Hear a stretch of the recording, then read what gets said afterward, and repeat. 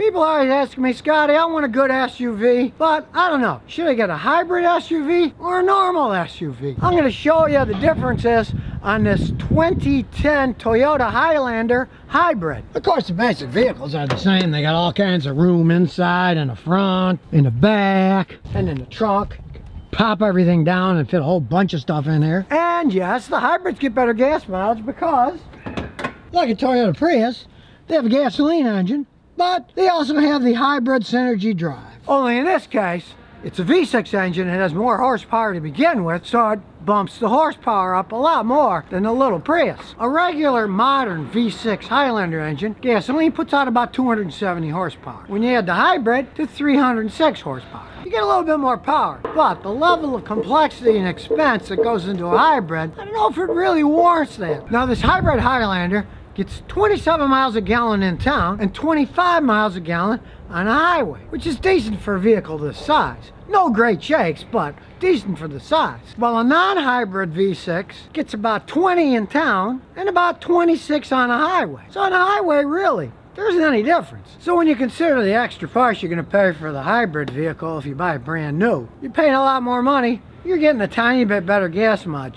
This isn't like a Toyota Prius, a little low-slung, highly efficient vehicle that's going to get 50-something miles a gallon or more in town. No, it's a big SUV. They can never be all that efficient just because of their weight and lack of aerodynamics. So if you're thinking about buying one of these hybrid just to save money on gas, you save a little bit on gas, but hey, you're paying a lot more for the vehicle. You're never going to recoup your investment. But as an overall investment, you never want to buy one of these things with high mileage used because the repairs can be astronomical. This one's 10 years old. The rear end, the differential started to go out. It's starting to whine. There's the differential. And the problem with this thing is it's both hydraulic and electronic because it's got the hybrid drive system. To replace this unit, it's going to cost you at least $2,500 if you use an original Toyota replacement unit, and they're so complicated, I have yet to find anybody who really knew how to rebuild them correctly. And the same thing goes with the power unit in the front. Gasoline engine, and also an electric motor. The electric motor is a motor and generator, giant assembly, built into the transfer case. I've seen them go bad, and I've seen those things cost $5,500 to replace because of the insane labor and the insane parts.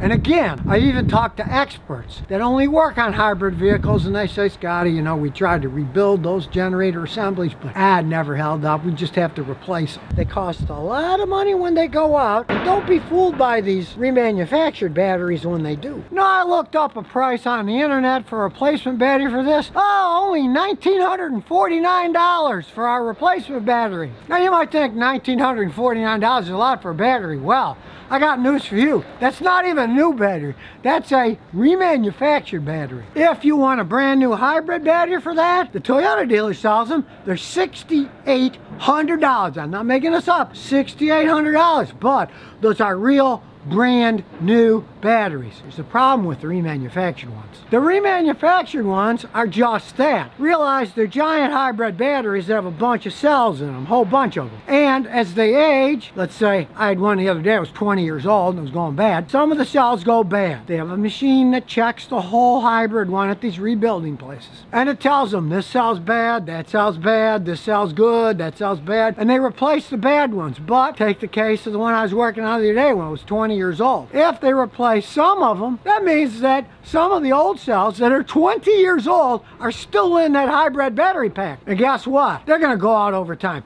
The remanufactured ones never last as long as the new ones by a long stretch. I've seen remanufactured ones, sometimes they'd last 2 or 3 years maybe. Some of these original ones lasted 20 years. Even though you save money, $1,600 something is still a lot of money. You're not getting something that's going to last and last and last using the remanufactured battery. If you're not willing to spend $7,500 with labor and tax replacing the battery on one of these, you're not going to get a lot of long life when the battery does go out. Now, of course, they are Toyotas, so they last a long time. Now, if you don't mind buying one of these things brand new and paying extra for a hybrid, and you're planning on getting rid of your car before it has 150,000 miles or something on it, maybe you're totally happy with a little bit extra power, a little bit better gas mileage. Hey, it's your money and your choice, but Really, don't ever think about buying a used high mileage one, because they're just money pits waiting for you to fall into them when all this hybrid technology starts breaking down. Why do you buy a Toyota in the first place? For ease of repair, little maintenance. Rarely do they break down,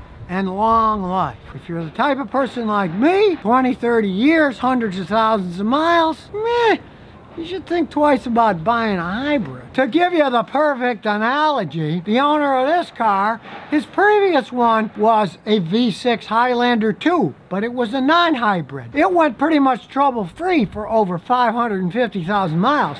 This one, differential, the rear end starting to go out at 150,000 miles. That tells you the entire story in a nutshell. Now, technology can be perfectly fine, but sometimes these things have gone too far for what you actually get back in return. In an SUV, hybrid technology has all the drawbacks of the complexity of a Toyota Prius, but it really doesn't have the positive aspects of insanely high gas mileage, because they're different types of vehicles. It's a big thing for lugging a bunch of people around. Prius is smaller, more aerodynamic, and they do get fantastic gas mileage. Like I said, these things never will. So trying to squeeze a little bit more out of them, maybe not such a hot idea if you're looking in the long run of keeping them forever. I'm telling people, don't buy cars that break down. You think I'd tell them to get cars that break down? But I'm not that kind of mechanic. I'm like my grandfather. I care about my customers. And if you want to take my advice, think twice before you buy a hybrid SUV. Now, anybody who knows me, has been watching me for a while, knows I'm not a big fan of hybrid cars, because they cost a lot more to buy and they cost a whole lot more to fix when they break down. But if you're really into hybrids, the Toyota Prius is the one to buy. They've been making these things now more than 20 years. And this particular one is 9 years old, has 110,000 miles on it, and really has had very little problems at all. I just finished a brake job on this one. It's the first time it's had to have the brake pads replaced. Realize, since this is a hybrid car, when you brake normally, a lot of that energy, instead of being wasted and turned into heat by the normal brake rotors and pads, it uses the system inside to regenerate power, to make electricity, charge the big old battery in the trunk, so then when you take off, it can reuse that energy to make the car go. Consequently, if you don't drive like a maniac, these brake pads are going to last a long time. These particular ones lasted 110,000 miles before they wore out for the first time. Now, if you do a lot of in-town stop and go driving, these things get phenomenal gas mileage. They actually get much better gas mileage stop and go in town than they do on the highway. Because on the highway, they don't regenerate anything. You're going 60 miles an hour, you're going 60 miles an hour. Now, they do use what's called an Atkinson cycle engine. It's still a 4-stroke gasoline internal combustion engine. It's a different design. It's more efficient than ones that have regular cams in them.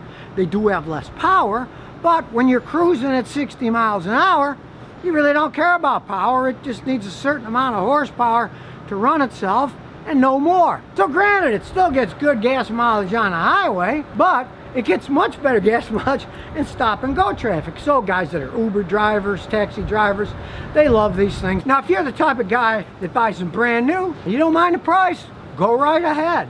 They're very dependable. Buying a used one, especially with higher mileage, is a big gamble, because eventually the battery packs in the back wear out. It costs thousands of dollars to replace them with a brand new one. And yes, there are rebuilt or refurbished ones you can get. Since they're a bunch of little batteries all connected together, when they do go bad, some of the little cells go bad. There's machines that can test them. Very expensive, time consuming, and if you find the ones that are bad, you replace them.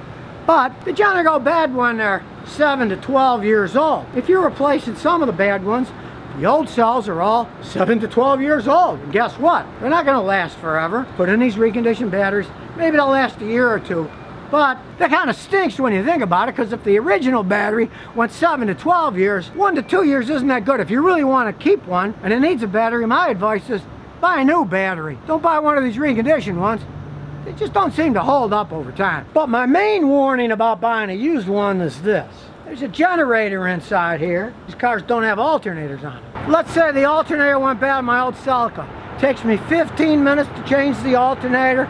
cost me maybe 150 bucks for a good alternator, and away I go. But on the Prius, in order to replace it, you got to pull the engine and transmission out as a unit, take it apart, buy a really expensive generator assembly, put it back together again. Last time I priced that out, it was about a $6,000 job. And I had a customer with one, the generator went bad. So I told her, I said, well, your generator's bad, you know, it's not worth fixing. I explained how the system worked, and that it was about a $6,000 job. But I said, you didn't buy it new, you bought it used, didn't you? And she said, yeah, I bought it used. And they took her for a ride. It had like 150,000 miles on it, and she'd paid like 9,500 bucks. And about a month previous to this, I had a customer sell his 10-year-old Prius that only had 100,000 miles on it, and he sold it for $1,800. So she way overpaid for the stupid car used. She didn't believe me, so I said, well, like I said, I didn't charge her anything. I said, tow it to a Toyota dealer. They're going to tell you the same thing. So she did, and they told her the same thing. It does cost $6,000 to fix it,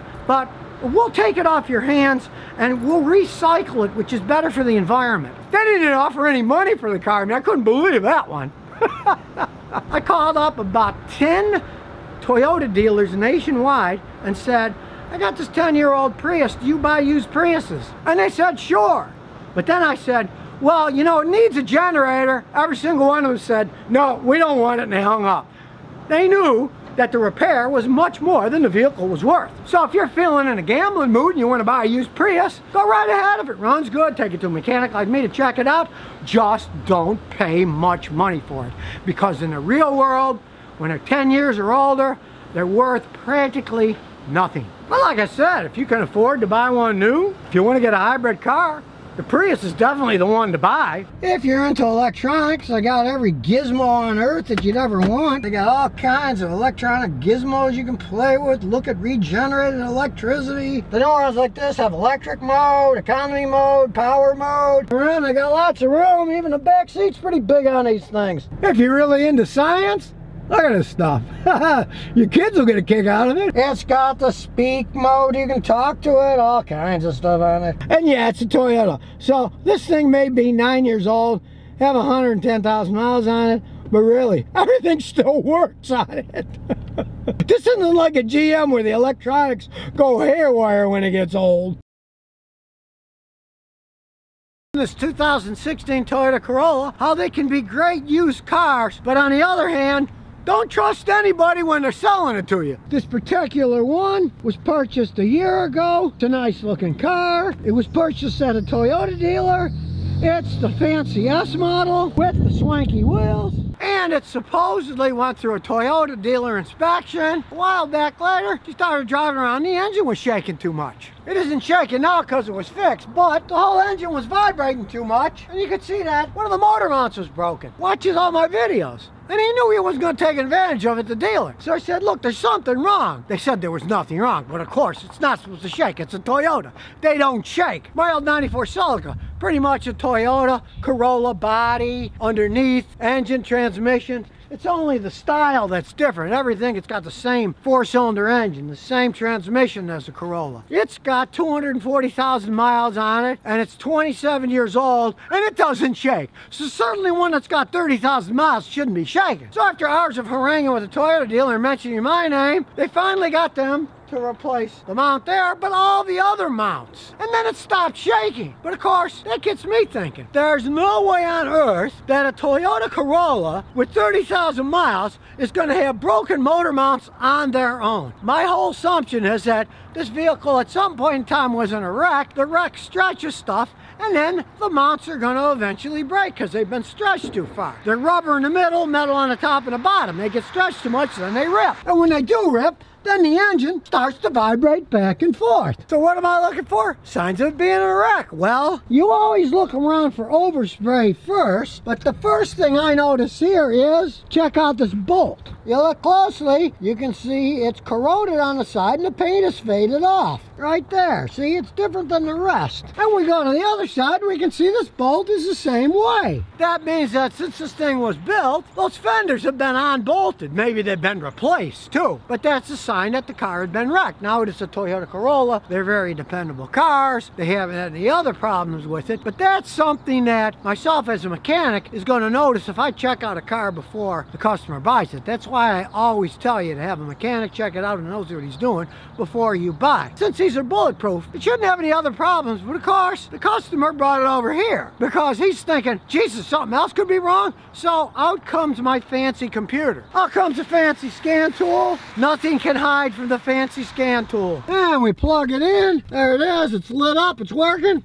And we'll turn on the brains of the operation. There we go. Gee, I thought I was the brains of the operation. I guess not. The machines have taken over. These things are amazing what they can do. And we'll go to diagnostics, and we're going to diagnose everything. We'll do auto ID. These things are smart enough, they figure out what they're hooked up to. We got the Toyota Corolla S, cycle ignition on, off. It's a Toyota trick. Enhanced vehicle scan. And as you're going to see, this thing scans all kinds of stuff. Look what it is scanning. This takes a little bit of time because you can see it's checking all these different things. Here's everything it's going to check, all this list. So it takes a little time. As they say, time is money. If you're going to buy one of these used, you pay a guy like me to hook one of these up and you won't spend your time on something that isn't any good. Now, of course, this is too late because this was about a year ago, but it's going to give us a real good idea of what's happening with this vehicle. Now, granted, other than the motor mounts being changed, this thing now has 47,000 miles, and it had 35 when you bought it. And as you can see, so far, so good. There's no trouble codes yet. Still got to do this little bit of list here, so we take our time. Just understand, if I was going to test all these systems by hand using my tools, it would take hours, if not days, to run them all. This machine can do it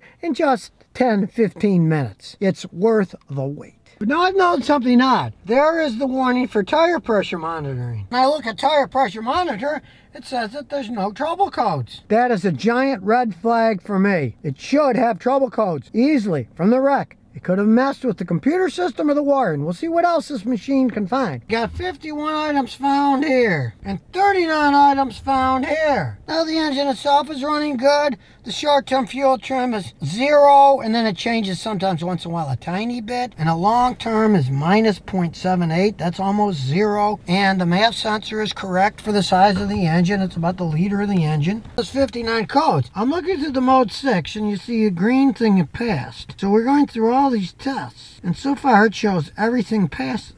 Yet the machine showed that were over 51 different problems. Something is amiss in the electronics. There's no ifs, ands, or buts. It may run okay, but the fact that the tire pressure sensor light is on, it should have stored a code when I looked at that system, and it said they're warning. It should have said like left front sensor, right front sensor. Something's wrong, but it's not reading it. When this thing was wrecked, obviously it's done something to the electronics of the car, but we put in gear, it idles like a dream, it doesn't shake, it's getting about 37 miles a gallon on the highway, which is what it's supposed to get, so it runs okay. But who knows what the future will bring when it comes to any kind of electrical failure. Because it's showing no normal trouble codes, it'll pass the emissions test and everything, but the enhanced data shows a whole bunch of codes. It runs fine. Everything seems to work. If somebody would have brought me this car in the first place before they purchased it, I would have done these tests and I would have said don't buy the car, because you never know what the future will be. Now, they've had this car for a year, and other than them replacing the motor mounts, which, like I said, there's no reason a Toyota Corolla with 35,000 miles is going to have broken motor mounts with a shaking engine, unless it had been in a wreck. But you consider how good it looks, how good it runs. A lot of times there's things that you're going to live with if you don't check them out right in the first place. Now, I don't want to be the devil's advocate, but I did have a customer with a Volkswagen. Now, it wasn't a Toyota, it was a Volkswagen. 3 years later, the electronics went absolutely haywire. And I said to him, man, your car's driving me nuts. What's going on? And he explained, oh, well, see, I bought this car as a flood car. I knew it was flooded. And I changed all the fluids, and it's run okay for 3 years. But then 3 years later, the electronics went bananas. No, I doubt that's going to happen to this Toyota Corolla, because it does run perfectly fine. It's just that, realize, modern cars have dozens of computer modules in them. They all talk to each other. And once they get in some kind of a wreck, they can often have glitchy problems here and there that they run okay and you don't care, but you want to check them out before you buy a car, not after. So if you never want to miss another one of my new car repair videos, remember to ring that bell.